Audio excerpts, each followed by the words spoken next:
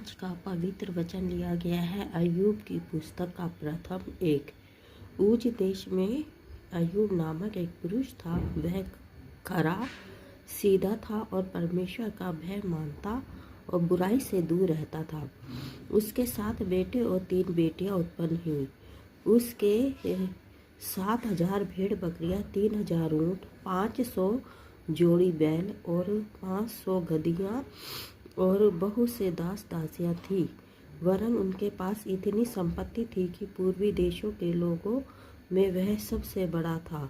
उसके बेटे बारी बारी से एक दूसरे के घर में खाने पीने को जाया करते थे और अपनी तीनों बहनों को अपने संग खाने के लिए बुलवा भेजते थे। जब जब भोज के दिन पूरे हो जाते तब तब अय्यूब उन्हें बुलवा कर पवित्र करता और बड़े भोर को उठकर उनकी गिनती के अनुसार होम बलि चढ़ाता था, क्योंकि अय्यूब सोचता था कदाचित मेरे लड़कों ने पाप करके परमेश्वर को छोड़ दिया हो।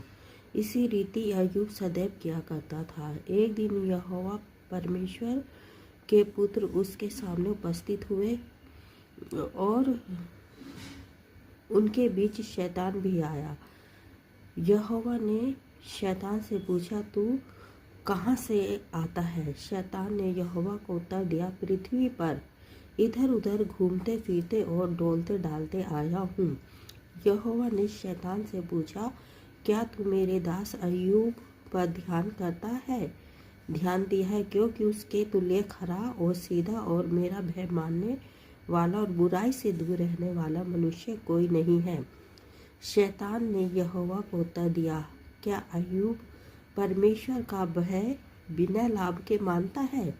क्या तूने उसकी और उसके घर की और जो कुछ उसका है उसके चारों ओर बाड़ा नहीं बांधा?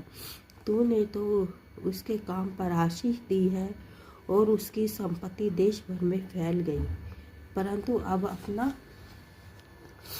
अपना हाथ बढ़ाकर जो कुछ उसका है उसे छू, तब वह तेरे मुंह पर तेरी निंदा करेगा।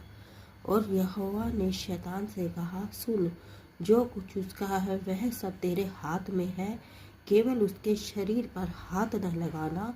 तब शैतान यहोवा के सामने से चला गया। आमीन।